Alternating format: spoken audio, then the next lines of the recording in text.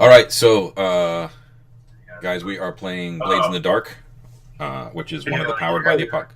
What's that? I said, hell yeah, we are. Heck yeah. One of the powered by the Apocalypse games. It's going to be a lot different than our Dungeon World, though. The mechanics have been significantly moved, or sort of shifted from the core of powered by the Apocalypse. So a lot of this stuff will be kind of new, but the central play mechanic of the fact that it's fiction forward and player driven narrative and all that kind of stuff is still there. So you're going to recognize that, and it's pretty sweet.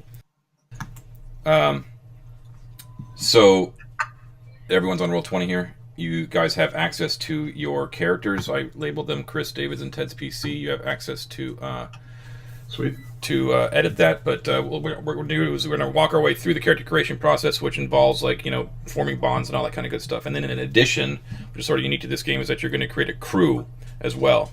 So I have not prepped a lot of this, in fact, any of the plot, because it's all going to be dependent on the kind of crew that you guys are going to be playing. All right.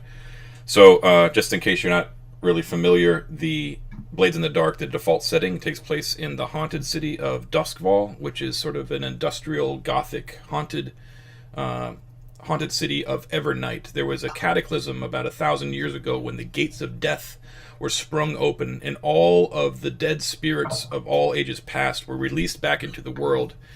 And the sun itself was shattered along with all of the land masses on the continent, plunging the world into constant darkness and changing the seas into a black inky void, where stars actually glimmer in the depths. So when you're out there in the middle of the ocean, you can't really tell the difference between the stars above and the stars that are sunk beneath the ocean. And now these huge demonic beings called leviathans trawl the deeps, and the intrepid leviathan hunters in their huge steam-powered ships hunt down these leviathans to get their blood to power the electroplasm that powers the entire city of Doskvol. So it's kind of out there, but very, very cool. So there is a period of slight light at dawn, and at dusk, when the remnants of the sun sort of peer over the horizon, but then they only last for about an hour, and then everything goes back into darkness. So it's always dark, and everything is lit by electroplasmic energy and basic torchlight and all that kind of good stuff. Okay, so that's the basic deal. It's very industrial, very gothic. If you played Thief or Dishonored, it's very similar to that. Probably more similar to Thief, since Thief was always at nighttime as well. And but you've got the addition of electricity in the form of electroplasm. Okay, so the core conceit of the game is that you guys are going to be playing a gang of scoundrels of some sort of another, like real bastards. I mean, you can be good guys if you want to, but it's a lot more fun if you're playing bastards. So, and because life has put you down, the only way up is to crawl over the bodies of your friends and foes and try to get as much loot as you can and live as hard as you can. And so the basic flow of the game is that you guys seek scores. You go on them, and then after you're done with them, you collect your reward, and you do some downtime activities, in which usually takes place of planning more scores, and then rinse and repeat. And the story kind of expands outward as you attempt to grab more turf, interact with more factions, create friends and enemies, and grow in power. That's basically the way it works. Cool? Sounds good. All right. So I read the Doskvol section in the rulebook, and that city is awesome. Very, very cool city. Yeah, you did it really well laid out. Really good detail and stuff. Heck of a job. Yeah. So, heck of a job, Brownie. Good job, John Harper. You did a good job. One of my favorite setting elements too is that it's like essentially because like the afterlife was destroyed when you die, they have to like incinerate your body in electroplasm to like essentially destroy your soul, so you don't keep polluting the city with additional ghosts. That's right. Yes, that'll come into play a lot if you guys end up being killers. If the crematorium in the center of town actually has a rookery where every time a person dies, the bells in that crematorium ring. Usually, they can only be heard by the people that are near the site of the death. But then these ravens go and they circle around the body until the spirit wardens can come and collect the body, take it back to the crematorium, and burn it in electroplasm so that its spirit doesn't rise as a ghost. If the body's taken away before the spirit wards can get to them, then a ghost emerges and it seeks revenge against the people who wronged it in life. And that is actually a play vector. Like if you die, you can actually become a ghost and then play as a ghost. So death is not just sort of perception. Right? You're just going to go for that. Kill myself so I can be a ghost. You can't tell me that's an option and not have me pursue it. Oh, that's my first mistake of the campaign. So yeah, it definitely has a bit of the Soul series in it as well. Yeah. It's got like yeah. It's not an assumption. The basic core mechanic is, you're playing a bunch of criminals in a game. So the key to remember here is when you're thinking about the kind of character concepts that you want is that you guys are not adventurers. Okay, this is not some version of D&D or a retro clone or something like that. You are low lives, and you are struggling to make it big in the city. And it's important to realize that the city's forces are stacked against you at all times. And so there will always be complications. They are built into the mathematics of the mechanics of the game. So run-ins with the law, even regular incarceration in Iron Hook Prison is assumed. And there's actually like a little mini game that you can play within the prison itself in order to affect things, just like you would in like a series like Oz, where like those prisoners could affect the lives of others outside the prison. It's an expected part of life. So in the book itself, there is a section called Players' Best Practices, which is a short little sweet thing that you might want to keep on hand. If we play in person, I can give that to. I have handouts for you. But essentially, just real quick, all it basically is that I want to emphasize the need to basically go big or go home. You get rewarded if you go for desperate actions, if you take risks.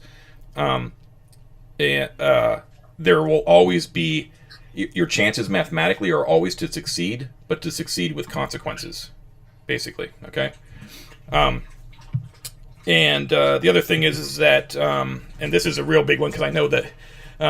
Chris, you probably come across it in tons of games as well, but I know this is true for my group, was that you must not overplan. The tendency will be to plan out these scores and to go for, look at every little contingency. And then we all know, guys, what happens is like we come up with these plans and then they all go to shit immediately, like within 5 minutes. And it's like, screw stealth, we'll just go through the front door. That sort of thing. And then you wasted 2 hours just talking about what you might do instead of actually doing it. So the core assumption of the game is that you come up with a general idea of the kind of approach that you're going to take with a plan, like if it's deception or thuggery or breaking and entering sort of thing. Then you come up with one detail about that type of plan, like the point of entry or the person that you're going to initially deceive, that kind of thing. And then we immediately cut to the action right then and there. And then you account for complications that arise while we're actually playing by doing flashbacks, which will cost you stress, which is a resource. Okay? So that's how you account for things that may have happened in the planning phase of other games, is that you would say like, oh, no. I knew that guard, I talked to him before and I paid him off, so he should let us in. And then we make a roll to see if that actually happens, and then we move forward. Okay? So that's just a kind of a key thing to remember when we're playing. What else did I want to say just before we get started?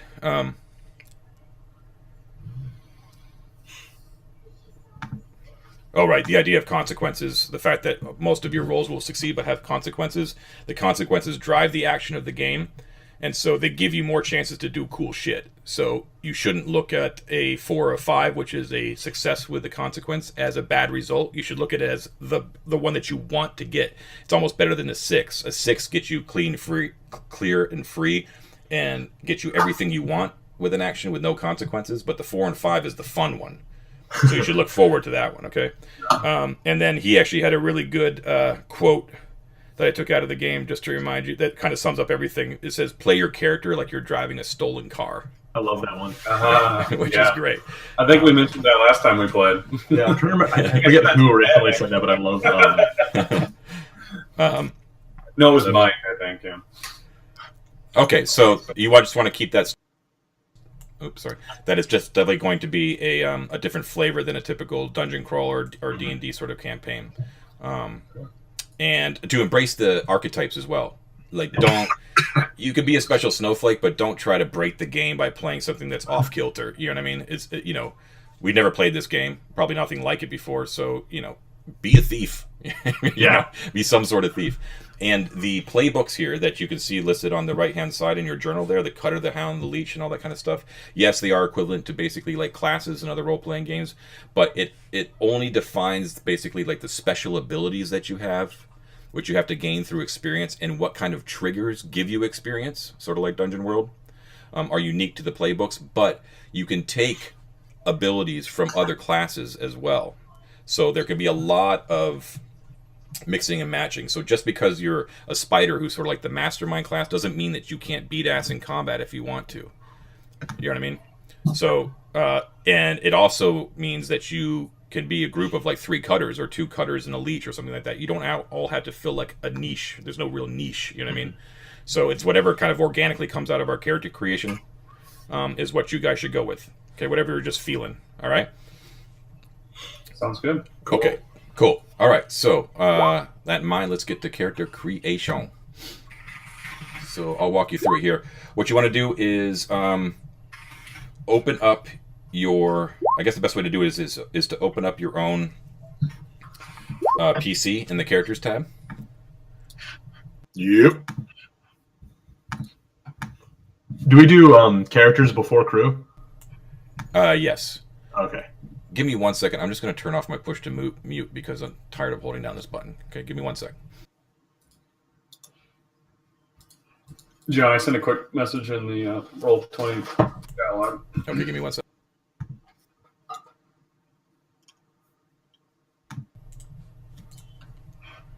All right. 1 sec.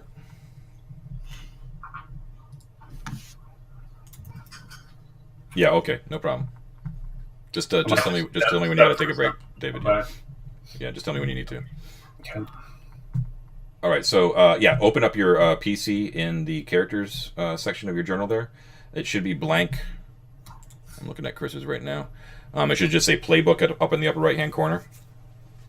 When you decide what playbook that you would like to play, all you have to do is type in the name of the playbook, for instance, Cutter, and hit return, and it will automatically fill in all of the Cutter's basic stats. It's really sweet.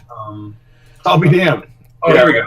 Now, anything that so it'll automatically fill that, then anything that you write on top of that will stay with that. So if you want to change it, for like, I see you just put Leech, Chris, you can change Leech to like your character's name, and it will still keep the Leech stats.